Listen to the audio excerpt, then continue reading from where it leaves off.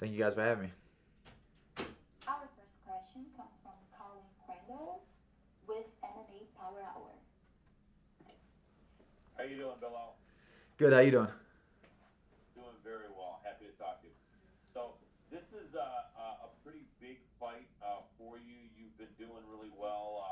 It seems like the couple fights that you didn't win were against guys like yourself that are just amazingly talented. How do you feel Lyman Good stacks up? Obviously, you don't want to overlook him, but what kind of a challenge do you think he presents? I mean, he's a tough guy. He has his strengths and he has his weaknesses, but to me, I feel like I have many more ways to win this fight. I feel like his only way of winning this fight is catching me and trying to knock me out. For me, I could do it anywhere. I could outstrike him. I could out grapple him. I could out wrestle him. I could do whatever I want in this fight. I feel like, but like you said, you don't want to be overconfident. But I'm very confident right now. I feel like I'm gonna make a statement out there now, especially with the platform we're on. We're the only sport on, so I want to go out there and make a name for myself right now. Absolutely. Speaking about the wrestling and grappling, it seems like a lot of fighters have been trying to be entertaining by just getting out there and striking. One of the things that a lot of people notice is a lot of guys who are really high level wrestlers just seems like they don't want to get out there and wrestle. Is there anything like that fighters hear or that you're told from management or that you feel your promoters are thinking that they just would rather you guys not wrestle too much? No, I mean there's nothing like that. Like there's nobody telling you that, but like you hear the crowd. You'll get go on social media nowadays where everybody has an opinion. They'll tell you about your style, what they think of you, and you want to put on. We're at the entertainment business, so you want to entertain too. So you don't want to just sit there and lay and pray and just hold. Wrestling could be exciting. Look, it could be one of the most exciting fighters in the UFC. So it's all based on how much work you're doing with that wrestling. So like there's guys that'll sit there and push you to the fence, hold you there, make it a boring fight, and just wait, let the time waste. But for me, I want to go out there and still put on an exciting fight. Even though there's no fans in the crowd, I know there's gonna be a bunch of people watching at home, and I want them to after my fight be like, man, when's his next fight? When's his next fight? When's his next fight? Absolutely. Speaking about the crowd, how unusual is it going to be for you to fight with no crowd? Is it going to benefit you at all? What are some of the positives and the negatives, if any, about having that kind of silence and no crowd there and hearing your corner as clear as you probably will? Yeah, I feel like that'll be the biggest thing is just hearing the corner very clearly. But just coming off my Abu Dhabi fight, man, just the energy down there and the crowd out there was crazy. It was like every punch I would land, the crowd would go nuts. So it's gonna be a big difference now. Maybe I'll convince Dana White to give me a couple cheers every time I land a jab or something. But still, I mean, you can't tell until you get in there. I had a couple teammates fight in there, and they said it's a different type of energy that you're gonna feel when you get in there. So just be prepared for it. So I feel like it's not gonna be one of those until I get in there that I'm really gonna know how to react. Absolutely. Last question for me. You're known as having one of the best senses of humor of all the fighters in the UFC. What percentage of fighters have a good sense of humor, would you say, in your experience? Man, I think the percentage is low, man. It's usually when you go to different things and meet a bunch of different fighters, everybody just has that attitude where their chest is up and they want to look at you tough, and you're like, relax, I'm a fighter too. Like we don't need a fight right now. I'm not even in your weight class. Uh, but during this quarantine, it's been funny to see like different guys' personalities come out because there was no fights on, so you couldn't show anything. So it was all about social media and how you interacted with fans and stuff like that, man. But honestly, one of the guys that I thought was hilarious that I didn't know was Darren Till, man. He got a follow from me after that. The guy's pretty funny. Cool. Well, I appreciate it a lot. Look forward to another exciting fight from you, Bill. Appreciate it, man. Thank you. Next question is from Jay Anderson with Cape Side Press. Hey, thanks very much. And a couple of quick ones from me. First of all, Bilal, it's kind of weird to see an upside in a pandemic, I guess, but do you feel there's some opportunities here? We see guys making quick turnarounds, in some cases a quicker path to the title even. Yeah, man, that's what I'm saying. That a lot of these guys are losing opportunity right now, where they're using the pandemic and what's called to not fight, so they can save the number next to their name. A lot of these ranked fighters don't want to fight right now. They're just sitting out. Oh, I can't train during this quarantine. I'm like, you're a UFC fighter. You get a key to a gym. You could go in there and train. There's a lot of things you could do. But I feel like a lot of guys are just using this time to be lazy or just try to save their spot. But you see other guys like Gilbert Burns fighting twice, ready fighting for the title. He's only been in the weight class literally for like 2 years, 4 fights, and now he's fighting for the title. It's just all about opportunity, and he was always ready for that opportunity, and that's what I want to be on. Like, God willing, I'm healthy after this fight. I want to turn around right away and get back in there. You see guys like Dan Ige popping up right away, gives himself a main event. This is the time where you make a name for yourself, where we're the only sport on TV, and people need something to watch, and they're going to be paying attention to the guys that are actually in there fighting. I mean, there's been criticism of the rankings for a while and how much they really mean, but do you think this is going to change things moving forward? Maybe after this, people will be more willing to take those kind of opportunities? Yeah, I mean, honestly, the rankings are trashed. But like you said, where nowadays guys are just so afraid to fight below them. I don't want to fight below me. I don't want to fight below me. And then now as you see Dana White's like, all right, well, we're moving on to the next guy. Masvidal didn't want to fight.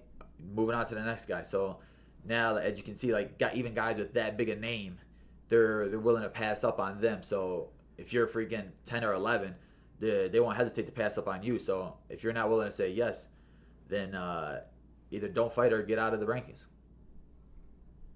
And last one for me, I mean, when the fight with Lyman originally fell through and he announces he's tested positive for COVID 19, I mean, was there any thought on your part of saying, you know what, just find me someone else?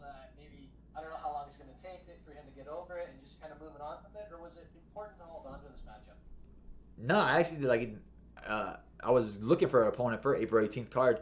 When that card happened, that was like the craziest like last week I've ever had. It was one of those where you don't know if the card is gonna happen, with everybody saying, "Oh, COVID, COVID, COVID." Don't let this card go through. Don't let this card go through. Then Lyman pulled out, and I was like, "Oh crap!" And then UFC was like, "Well, we're looking for an opponent." So then I was like, "All right, cool. I don't really care who it is. They'll throw out names, and I'm saying yes to everybody." And then you're still getting family and friends. Hey, you're not on the card. You're not on the card. What the heck? And I'm like, yo, relax. They're trying to give me an opponent, and you're cutting weight, and then you're still dealing with, man, is the fight gonna fall through? And then Khabib pulled out, and you're like, oh crap. But then they've got Justin, so you're like, all right, you know what? The card's still gonna go through. Justin's a great replacement.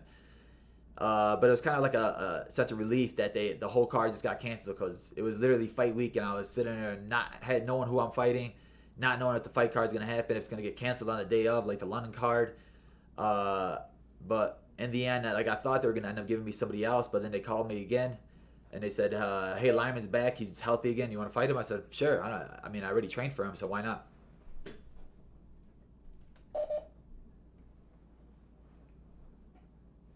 Our last question comes from Stephen Morocco. Stephen, your line has been muted.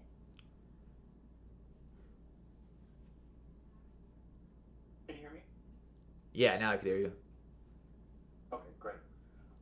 Just wanted to check in. What's going on with your father's store right now? Unfortunately, we're probably gonna have to shut it down after this.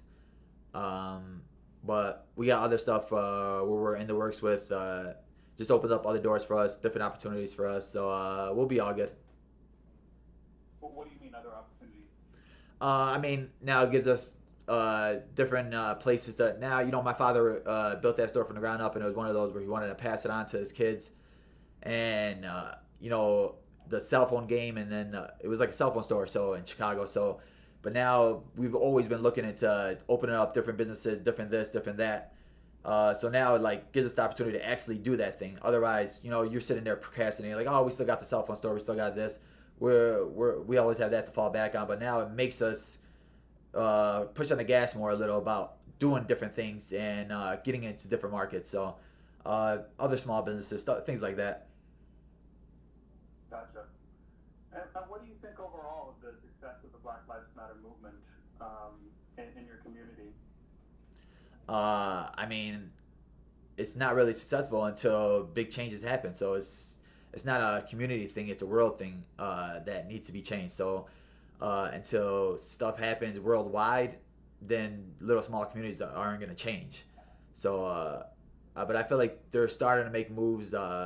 Trump just signed that bill where officers now are going to be held accountable, where they make that database. So little small stuff like that, I feel like it's going to start changing. As you see, like NBA players now are saying that they're not going to start the season until bigger changes happen. So I feel like now people are actually realizing how crazy this is and how much like hurt people are going through. So I know the NFL, even the NFL coaches and stuff, are now they're stepping up. But even when Kaepernick did it, nobody wanted to really pay attention. But now that everybody's doing it, now that you have to do it, otherwise you're gonna look bad. So hopefully people actually start making big changes.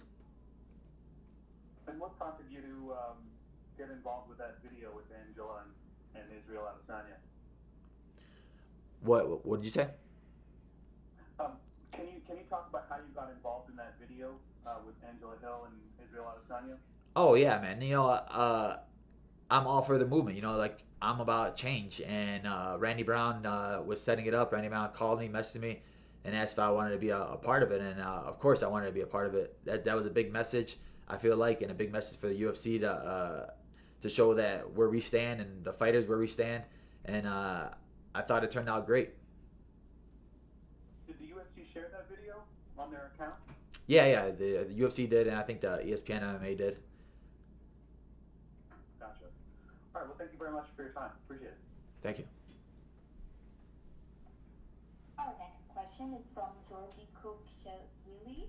You have been unmuted. Oh, thank you. First of all, my name is Georgi Kokiashvili and I'm from Manjara Sport. Belal, first of all, I want to wish you all the best. And my question is very simple and one. You had 3 losses in your career, so my question is very simple as I said. What did you learn from these fights? I mean, you learn a lot from every fight. You learn so much after a loss. You go back, you think about it, and for me, I had the pleasure of going down to Fortis MMA and training this last one. My last opponent I lost to was Jeff Neal. I went down there, trained down there with that team, and those guys on there. It was great experience for me to be able to train with a team that built a game plan against you, and then they explained what they saw. They helped me out so much, and I feel like little stuff that they saw, now it helped me even change my game even more. Thank you so much. Wish you all the best on Saturday. Appreciate it. That's all we have for you today, Belal. Thank you. Thank you. Thank you, sir. Thanks.